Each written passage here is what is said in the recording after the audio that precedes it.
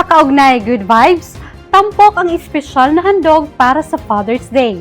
Isang pagpupugay sa mga ama na nagsisilbing haligi ng pamilya at tahimik na bayani ng tahanan.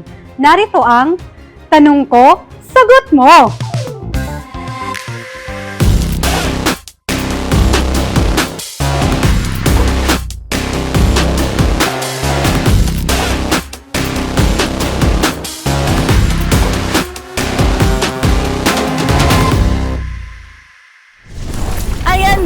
Magandang araw pamilyang kaugnay. Ngayon, may bago na naman tayong makakasama sa episode na ito. Teka, sino nga ba siya? Sa isang sulyap mo ay nabihag ako.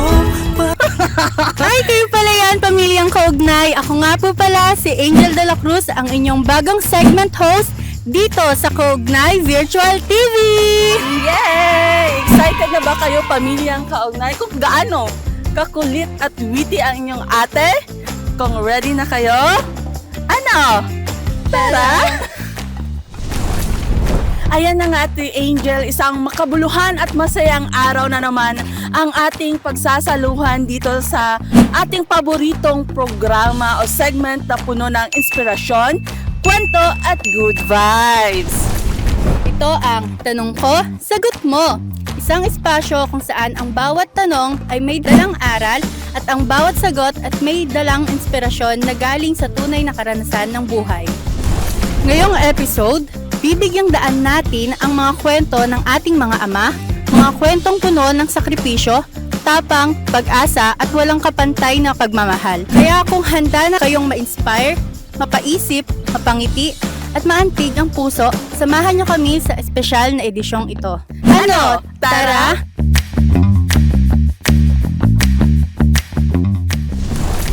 Magandang araw sa ating lahat at magandang araw kay Sir. Sir, ano pong pangalan nila?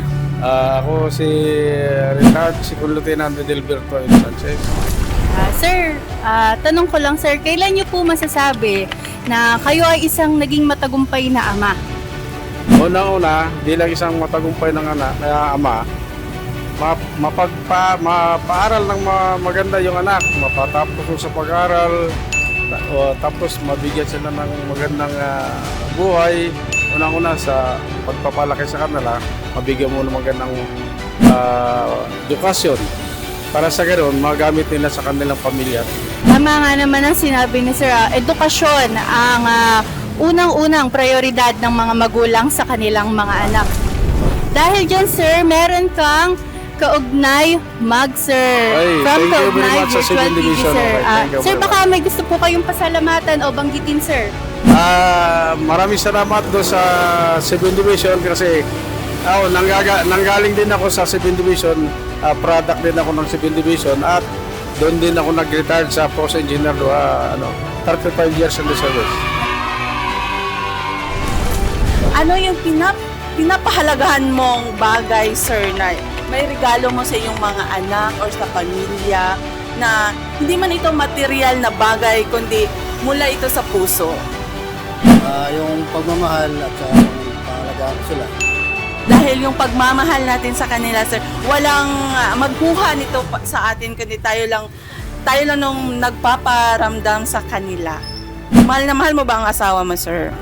Ayun. Dapat lang talaga na mahalin natin ang asawa natin, Sir, kasi sila yung katuwang natin. Sa hirap man o sa ginhawa, laging magkasawa.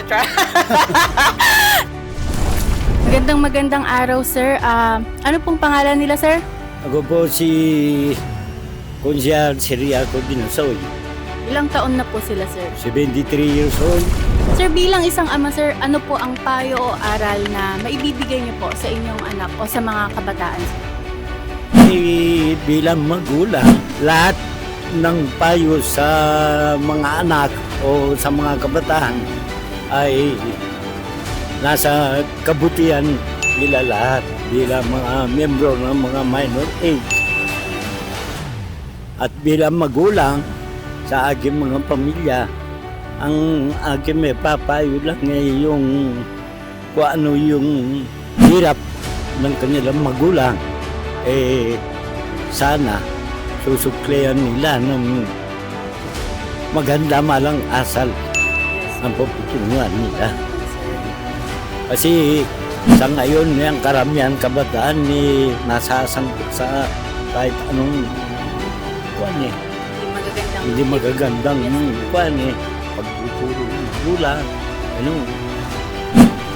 Yun naman talaga sir at wala naman pong magulang na hinahangad na hindi maganda ang mangyari sa kanilang mga anak. At mas iniisip po nila yung mga kinabukasan na maikakabuti na para sa mga bata at para sa kanilang pamilya, sa mga anak po nila sir. Yun lamang po at maraming salamat sir dahil dyan meron ka sir Kaugnay Mag from Kaugnay Virtual TV. Thank you sir. Maraming salamat po sa 7 Infantry Division. Baka may gusto pa po kayong batiin sir, pahabol po. Ay, sa lahat ng aking mga kasama dito, mga staff namin dito sa Barangay Nazaret, ako'y nagagalak sa kanilang mga suporta. Pagkakaisa namin dito bilang barangay official.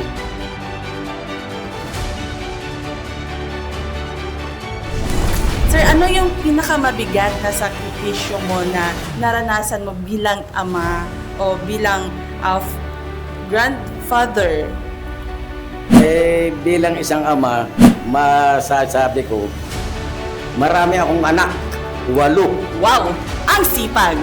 Pero sa sakripisyong matatawag, talagang napakarami. Yes. Napakarami. Dahil, siyempre, mahirap lang kami. Talagang lahat ng mahihirap na trabaho pinagdaanan ko para maitaguyod ko yung mga anak ko. At awa naman ng Diyos, sa 8 anak ko, 7, lahat professional. Wow! Congratulations. 5 ang anak kong teacher. Wow. Yung isa, environmental science ang tinapos at yung isa, business administration. Ano yung masasabi mo sa mga tatay na nagsasacrifice para sa kanilang mga anak? Ipagpatuloy nilang nila yung pagsasakripisyo nila at pagka naman natapos na yung pag-aaral din ng mga anak nila, talagang kamukha sa mga anak ko, talagang kumbaga yung mga hirap ko sa kanila ng mga nakaraang araw, ng mga nakaraang panahon, nagbunga naman na. Mabungang mabunga. Yan. May ibigay akong token para sa'yo. May pangkapi ka na. From Kaugnay Virtual TV. Baka may gusto po ikang pasalamatan or i-shout out pamilya.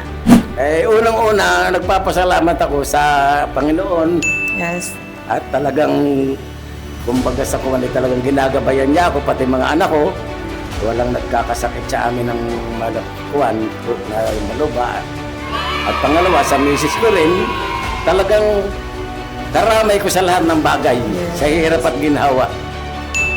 Saka mga taong sumuporta sa akin kahirapan noon, nagpapasalamat din ako sa kanilang lahat.